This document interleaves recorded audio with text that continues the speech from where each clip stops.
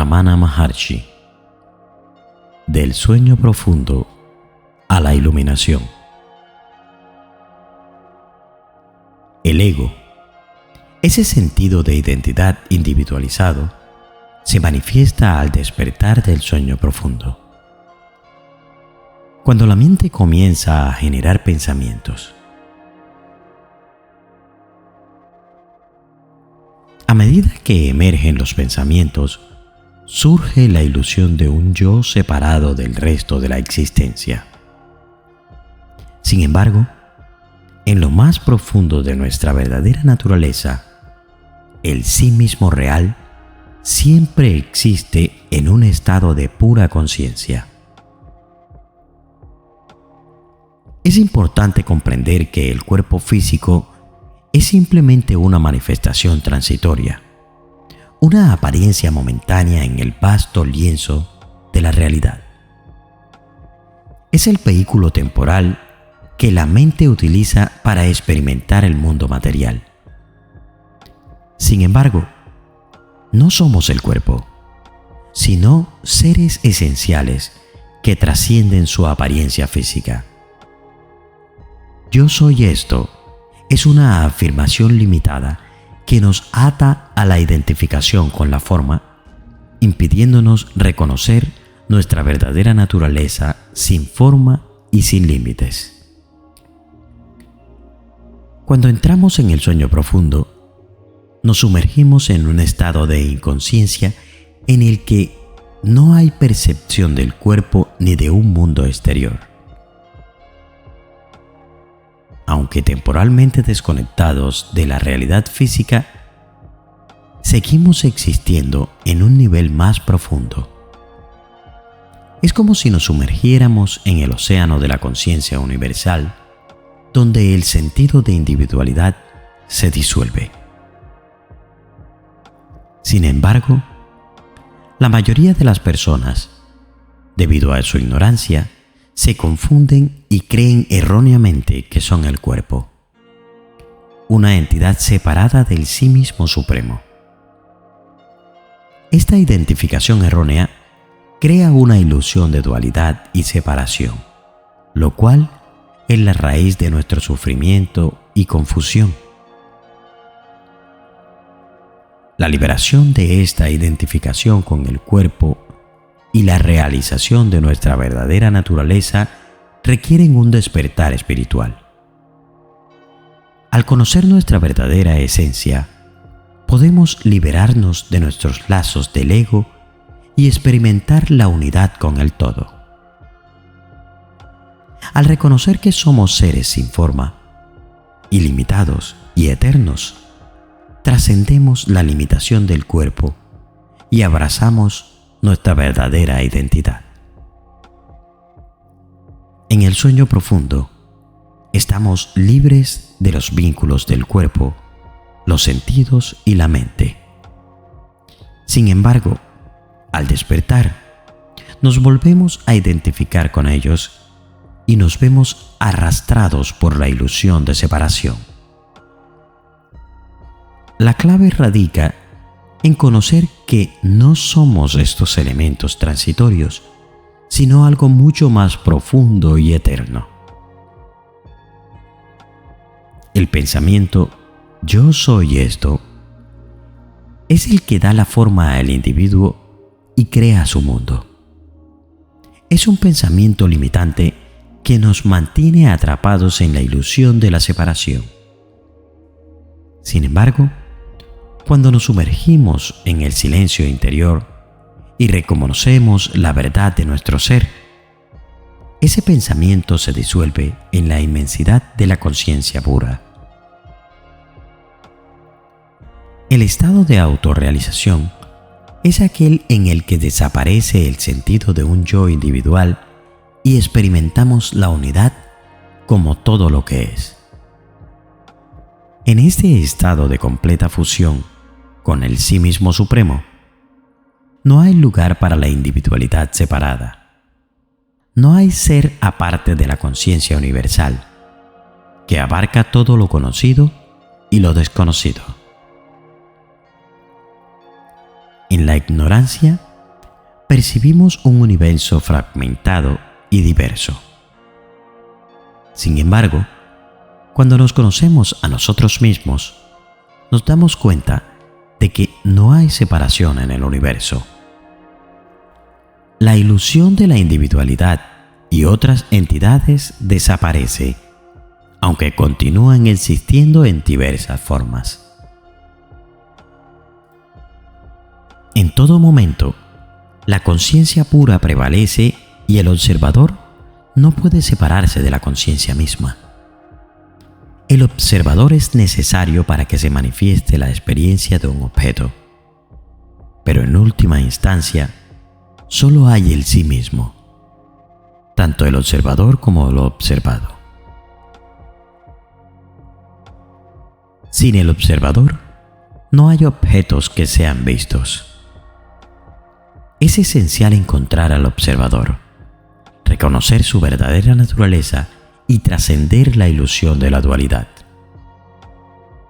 Cuando la mente se sumerge en su propia fuente y se disuelve en ella, se produce una transformación profunda. En ese estado, ya no hay sujeto que percibe un objeto. La dualidad desaparece y todo se funde en una única realidad trascendental. La iluminación es el estado en el que no hay nada que ver, sentir o conocer. Es la culminación de la comprensión más profunda, cuando el velo de la ilusión se desvanece por completo. En ese estado de trascendencia, no hay separación entre el sujeto y el objeto. Solo hay ser, una presencia consciente que abraza todo lo que es.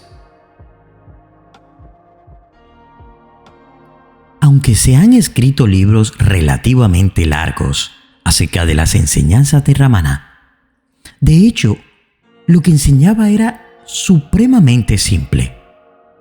Enseñaba que nuestra verdadera naturaleza es el ser trascendente, impersonal y universal, y que meramente sufrimos de un tipo de ignorancia o confusión mental que nos impide que veamos esto.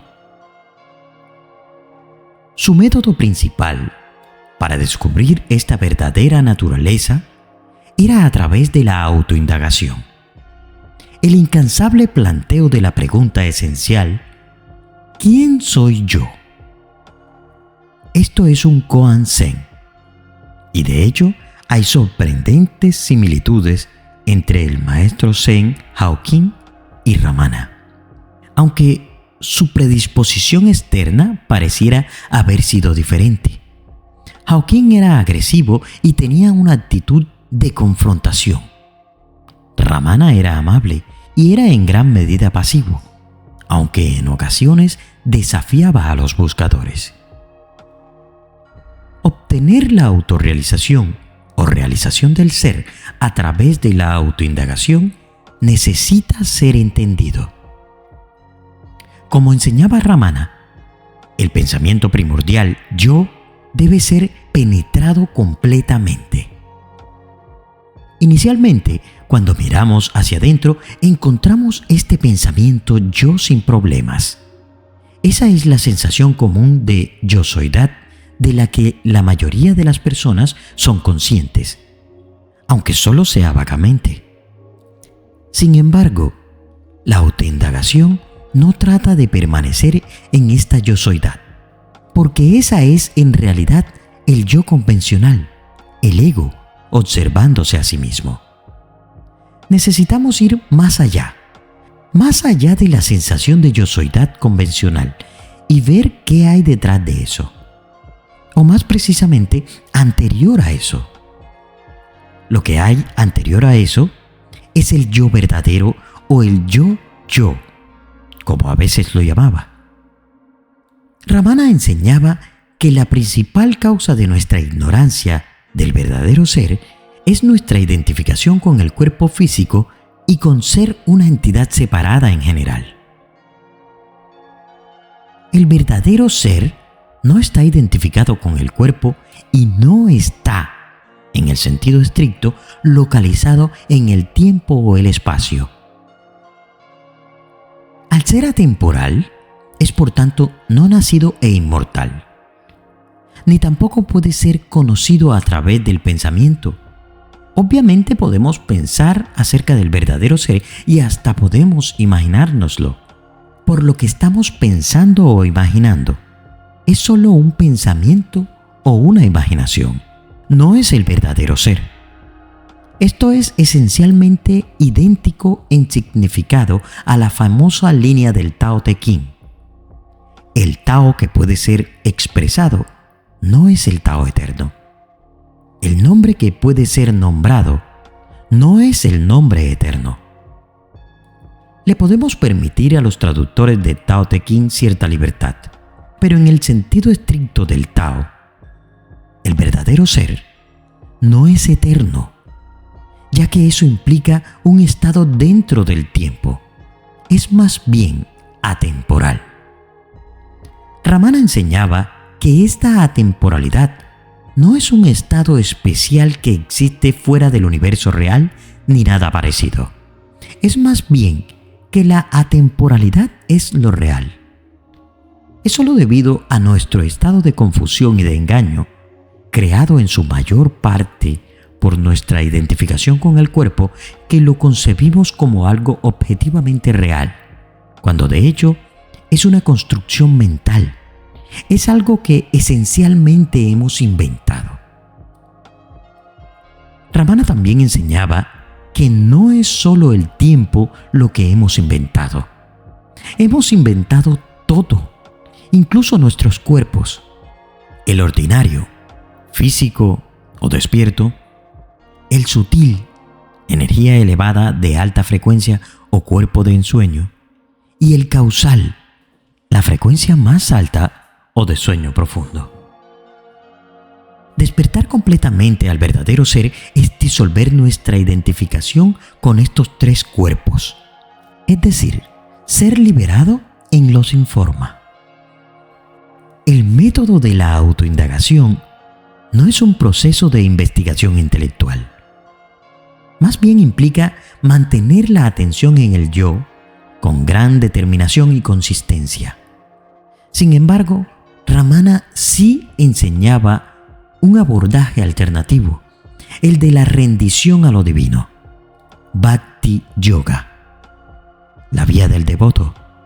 Se podría decir que este enfoque es más apropiado para aquellos inclinados a lo emocional o para aquellos que encuentran que el enfoque directo o la autoindagación no es apropiado para ellos. Ramana enseñaba que los dos enfoques finalmente llevan a lo mismo, la realización del verdadero ser. La enseñanza más elevada de Ramana era la transmisión silenciosa. La cuestión de que si un gurú puede o no transmitir sabiduría o realización ha sido largamente debatida, pero tal vez todo el asunto fue apropiadamente resumido cuando un joven U.G. Krishnamurti, que no debe ser confundido con su más famoso tocayo, Jiddu Krishnamurti, visitó a Ramana en 1939 y le preguntó si él podía transmitir su sabiduría. «Puedo», respondió Ramana, «pero ¿puede usted recibirla?». Es la respuesta perfecta, porque aunque la sabiduría no puede ser enviada a otra persona como un correo, puede ser irradiada por la presencia de una persona. Es entonces simplemente una cuestión de si el buscador puede o no puede permitir a su sabiduría innata responder a esa irradiación, a esa presencia que está personificada manifiestamente en un maestro profundamente despierto. Quizás un perfecto ejemplo del estilo de enseñanza de Ramana Maharshi fue cuando un buscador preguntó: ¿cómo controlar la mente? A lo que Ramana respondió: ¿qué es la mente? ¿De quién es la mente? Cuando el buscador replicó con: no puedo controlar la mente, Ramana respondió: divagar es la naturaleza de la mente. Tú no eres la mente.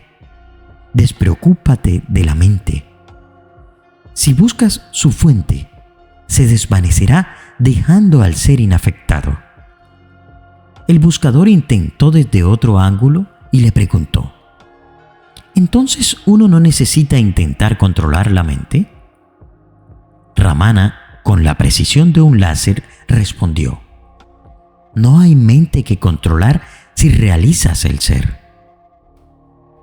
También enseñaba que el mundo que normalmente percibimos surge solo con la mente. Por ejemplo, todas las noches nos vamos a dormir. En el sueño profundo, sin sueños, no hay, en nuestra experiencia, un cuerpo o un mundo. Es solo cuando nos despertamos en la mañana y la mente retoma su actividad, cuando el mundo que percibimos vuelve a la existencia para nosotros. Nuestra percepción de este mundo es una distracción tan grande que efectivamente nos bloquea de la conciencia del ser. Penetrar la ilusión del falso ser, el yo convencional, ego, que sustenta nuestra percepción del mundo, es el despertar al ser y finalmente comprender que el mundo que experimentamos no está separado del ser. Es decir, nada realmente existe excepto el ser o conciencia pura. Eternamente eres eso. Comentarios de Ramana Maharshi.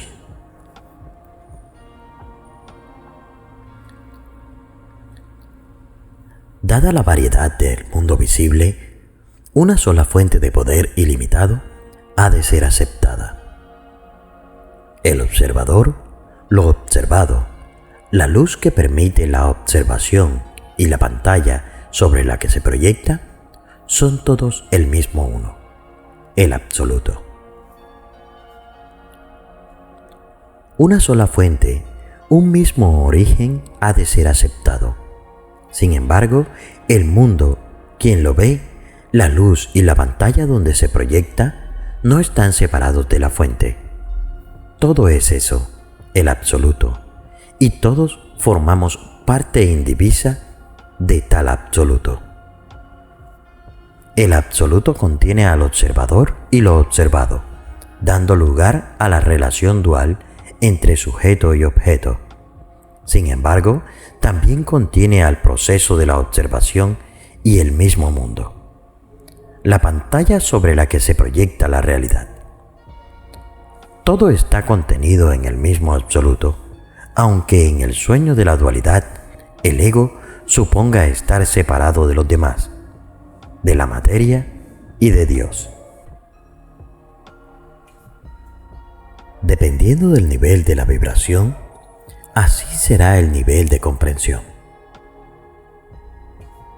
Poco a poco, conforme se mora en el sí mismo y se vive desde el corazón, el nivel de la vibración irá en aumento, y con él el nivel de comprensión, hasta llevar a prácticamente darse cuenta de que su auténtica naturaleza es idéntica de aquello que observa y también de aquello que produce la observación, y que en el estado de ignorancia suponía separado, llegando a denominarlo Dios. En lo real, no existe separación entre el observador, lo observado y eso que produce la observación. Tal triángulo solo existe en la dualidad y su representación gráfica tan solo sirve para su comprensión intelectual. Conforme el conocimiento gana terreno a la ignorancia, tal triángulo se disuelve para dar lugar a la frecuencia que representa al absoluto. Por otro lado, la conciencia no está separada del mundo material, pantalla donde se produce la proyección de la realidad, por muy variada que ésta pueda ser. Así, el triángulo que representa la conciencia se fusiona con el cuadrado que a su vez representa al mundo material a través de los diferentes elementos, dando lugar a la afirmación: todo es uno y lo mismo. Todas las enseñanzas comienzan con la existencia del individuo, el mundo y Dios. Mientras dure el ego, estos tres conceptos permanecerán separados. Morar sin ego en el ser es lo mejor. Todas las escuelas de conocimiento suelen comenzar sus enseñanzas del mismo modo, centrándose en argumentos mentales, lo cual no deja de ser otra forma de ignorancia convertida en alimento para el intelecto y el ego. Tal error solo llegará a su fin cuando el practicante se instale en el ser. La ignorancia es la enfermedad y la comprensión a través del conocimiento su medicina. Discutir es lo que más le gusta al ego, pues le aporta energías renovadas que le afirman su naturaleza ilusoria, haciéndole creer que está vivo y existe. Aunque contemplado desde el absoluto, su existencia es tan aparente como efímera. El ego siempre va a encontrar argumentos de discusión. Así, el hombre, el mundo y Dios ofrecen un amplio material, junto a una magnífica gama de senderos en los que extraviarse. ¿De qué puede extraviarse el hombre? De su objetivo prioritario, morar en el corazón a través de la permanencia en el sí mismo. ¿De qué sirve discutir sobre si el mundo es real o una ilusión? Si es energía consciente o materia inerte, si es felicidad o sufrimiento. Morar en el ser, el estado donde ni el ego ni el mundo existen, es la solución válida para todos. Ramana Maharshi continúa con el mismo tema del verso anterior: evitar la discusión. Tal es la importancia que concede a este riesgo de extravío en conceptos mentales que a ningún buen puerto puede llevar, excepto alimentar al ego.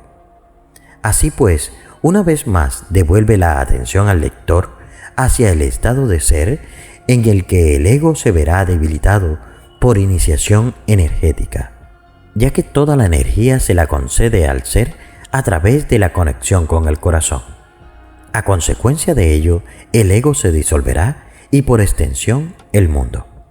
Por este motivo, indica que tal práctica es la solución válida para todos.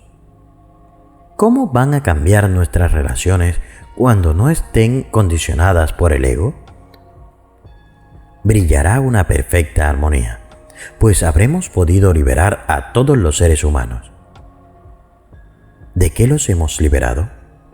De nosotros mismos, de nuestro ego. A partir de entonces ya no quedarán pretensiones, y sin pretensión no nacerá la oposición. El mundo interpretará una sinfonía plena de armonía y nosotros seremos su director. Eso sí, un director sin batuta. Mientras uno crea tener una forma definida, el mundo y Dios también las tendrán. Cuando uno es el ser sin forma, ¿quién queda para ver? Eso que ve es el ojo, completo y limitado. Las formas impiden la percepción de lo absoluto. El absoluto es el todo está pleno, pues contiene todo. Lo invisible se oculta a lo visible, por ello, cualquier forma es un obstáculo a la percepción final de lo absoluto. Más allá de la forma se encuentra lo real. Lo real incluye la realidad, pero no es la realidad configurada de formas. Si algo tiene forma definida, no es real, pero está en lo real. Esto no se puede enseñar, tampoco se puede aprender. Es preciso su experimentación. Se experimenta desde el corazón. Dejarse engañar por las formas es perderse en ellas. Cuando lo real aparece, las formas se diluyen hasta desaparecer. Cuando lo espiritual pasa al mundo de las formas, deja de ser espiritual para convertirse en un concepto más. Dios es cuando no es. La forma de Dios lo convierte en un concepto y por lo tanto una ilusión más. Igual sucede con el hombre que cree tener forma. Es ilusorio. Perderse en las formas es tan fácil como natural. Por ello, morar en el corazón es el acceso a lo invisible. Vivir en lo invisible es inevitable cuando se lo ha descubierto. Entonces, uno pasa a ser el testigo que observa. Eso que ve es el ojo, completo y limitado. Aunque tanto la mente como el mundo surgen y desaparecen juntos, es la luz de la conciencia la que ilumina el mundo. La fuente de la que el mundo y la conciencia emergen y se sumergen es lo real. Eso no emerge ni se sumerge. La conciencia es la que hace aparente al mundo. Ahora bien, es la mente lo que proporciona su percepción. Es preciso matizar que la conciencia es individual, aunque forma parte indivisa de la conciencia pura, que es universal. Repitamos esto. Es preciso matizar que la conciencia es individual, aunque forma parte indivisa de la conciencia pura, que es universal. Esto es, entre comillas, muy importante. Aquí hay algo que muchos tergiversamos un poco. La conciencia es individual.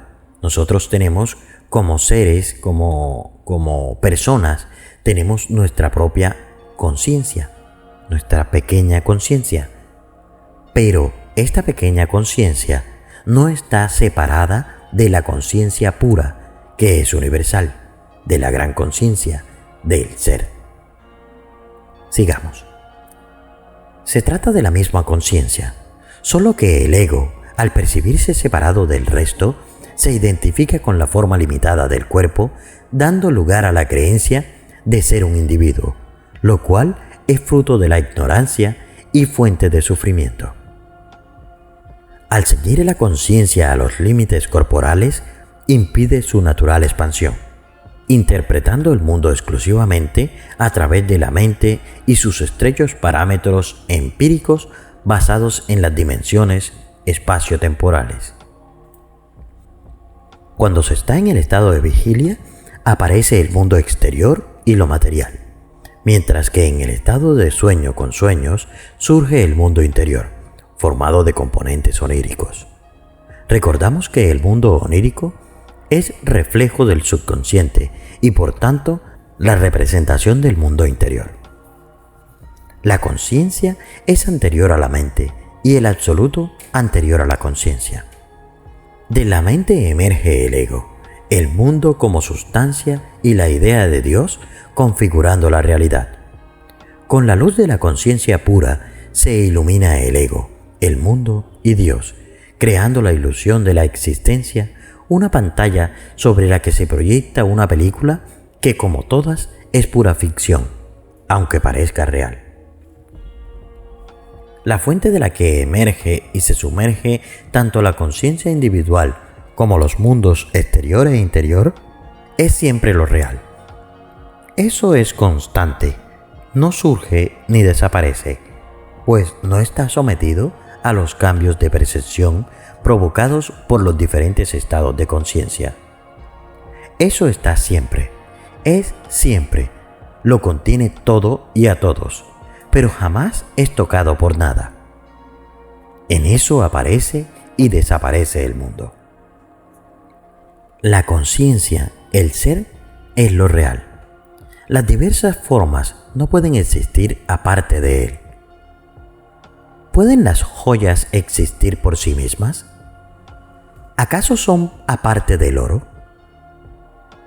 La conciencia pura, el ser, lo real, lo absoluto, contiene todo. Nada queda fuera de la circunferencia que representa el absoluto. Obsérvese el uso de diferentes palabras para intentar definir lo indefinible. Para aquel que vive en tal estado, su percepción del mundo ha cambiado y al mismo tiempo continúa siendo la misma. El sujeto ve el objeto, lo percibe a través de su mente, En ese sentido, no hay diferencia. Sin embargo, él conoce la auténtica naturaleza del observador y también de lo observado. Sabe que no existe diferencia ni separación y que todo es expresión del absoluto.